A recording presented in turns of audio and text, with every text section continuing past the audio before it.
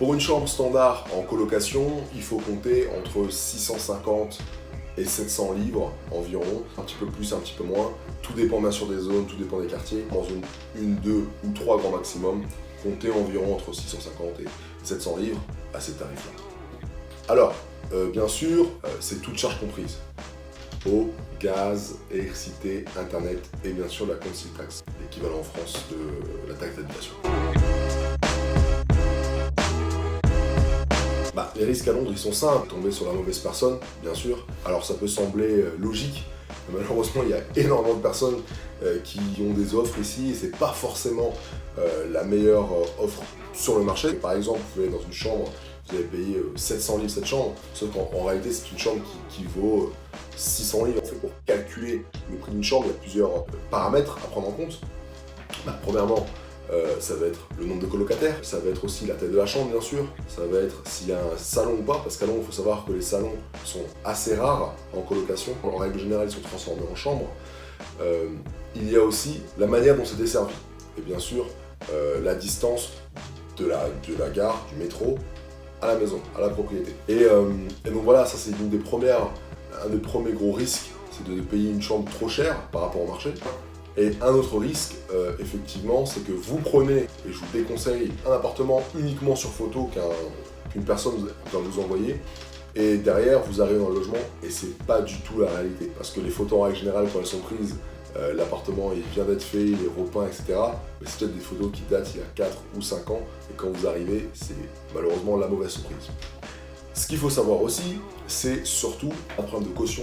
Ça, c'est le gros fléau à Londres, parce que même si vous avez un bon logement, c'est à la fin de votre bail que vous verrez si le propriétaire ou l'agence effectivement était honnête, s'ils vont vous rendre votre caution ou pas. Parce que malheureusement, beaucoup de gens ne perçoivent pas leur caution, et puis si derrière vous voulez porter plainte, vous vous rendez compte que les frais d'avocat sont encore plus élevés que votre caution, donc vous laissez tomber malheureusement. Et c'est le propriétaire ou l'agence qui est content. Alors, nous travaillons uniquement avec 5 propriétaires ou agences, d'ailleurs, en partenariat. On a fait la sélection de ces 5-là. Pourquoi? Parce qu'ils sont tous sérieux et on a vraiment confiance en eux. C'est assez compliqué à Londres d'avoir un propriétaire ou une agence vraiment sérieuse.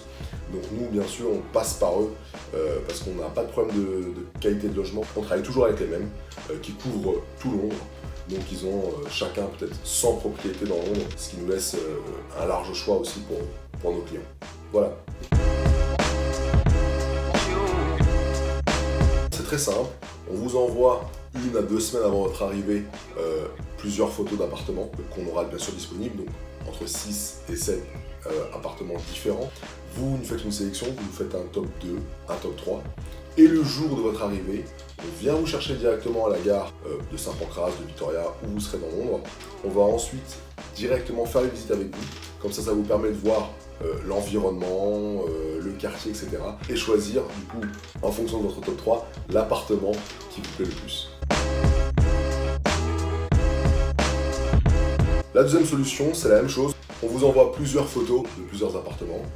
Ensuite, ça sera à vous de les choisir. Si vous avez vraiment un coup de cœur pour l'un de ces appartements, ou peut-être 2, ce qu'on peut faire, c'est qu'on peut se déplacer, vous faire un appel vidéo, vous montrer la qualité de l'appartement en réel, en direct, et vous choisissez l'appartement avant même d'être arrivé. C'est-à-dire que quand on viendra vous chercher à la gare, on vous amènera directement dans le logement que vous avez choisi.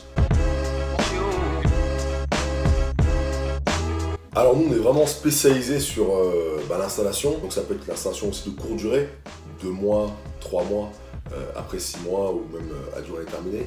Maintenant, pour des très courts séjours de 1 mois, 3 semaines, c'est possible. Vous pouvez bien sûr toujours nous contacter pour votre projet, on pourra effectivement vous aider, mais je vous avoue que c'est pas notre spécialité.